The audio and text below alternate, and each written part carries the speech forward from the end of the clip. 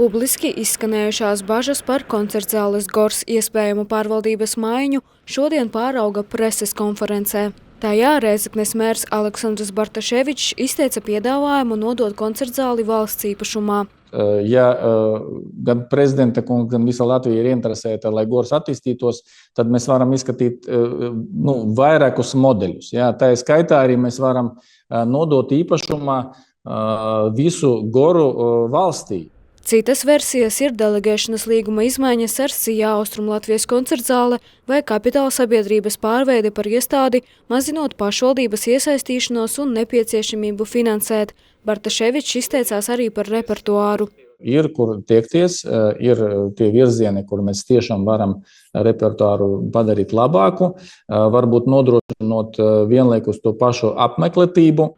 Pēc mēra atplēsēm par koncertzāli vēl jāmaksā 3 līdz 4 miljonu liels kredīts, taču pašvaldība to esot gatava darīt. Vienlaikus Bartaševičs kritizēja arī valsts finansējuma apjomus, kas samazinājušies. Ja 2022. gadā valsts atbalsts Gors darbībai sasniedza 500 000 eiro, tad pēdējos gados tas ir samazinājies līdz vidēji 250 000 eiro gadā. Bez pienācīga finansējuma kultūrā nepastāv. Salīdzinājumā citam reģionālajiem koncertzālēm valsts iesaiste Gora darbības nodrošināšana ir nesalīdzinājumi vajāka. Citvieta ir skaidrs valsts atbalsta mehānisms, ilgtermiņa nomnieki no valsts puses, stabilas institucionālas saistības. Goram tādu nav. Faktiski vienīgais valsts atbalsta instruments ir projektu konkursi, kuros finansējums jāizcina konkurences apstākļos. Bartaševičs, runājot par repertuāru, min aptauju, tiesa, nenorādot neko sīkāk un nerādot arī datus. Lai arī Gors vadība joprojām atsakās sniegt jebkādus komentārus, tās mārketinga daļas pārstāve stāsta, ka ir apkopoti citas aptaujas dati par koncertzāles darbu un apmeklētāju pieredzi, kas noslēgusies ar īpaši lielu atsaucību.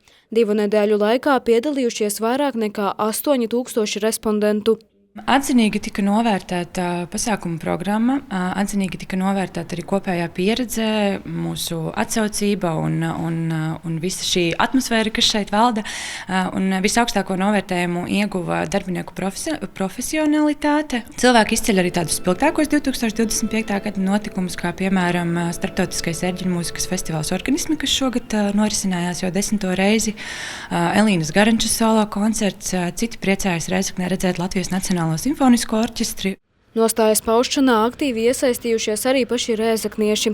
Iesniegta iniciatīva platformā manabalss.lv, kur šobrīd ir savākti teju 9000 parakstu. Tā jau ir iesniegta arī pašvaldībā, un pēc 10 000 parakstu latiņas tiks virzīta arī Saeimai. Jau pirmajā stundī, kad mēs jau savācām napīcīšu mūsu 300 parakstus, mēs redzējām ļoti lielu interesi un īsaisti arī no visas valsts, no cilvēkiem, kas bija gatavi izasaistīties, izteikt viedokļi. Un tas nozīmē, ka Gors ir sevi pierādījis kā kvalitātes zīme un arī kā vieta, kas spēja piesaistīt cilvēkus no visas Latvijas.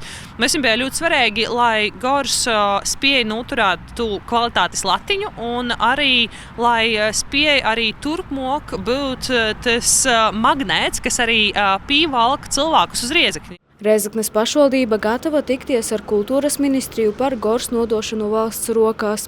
Vienlaikus līdz gada beigām izveidotā darba grupa turpinās vērtēt arī citus iespējamos koncertzāles darbības un pārvaldības modeļus.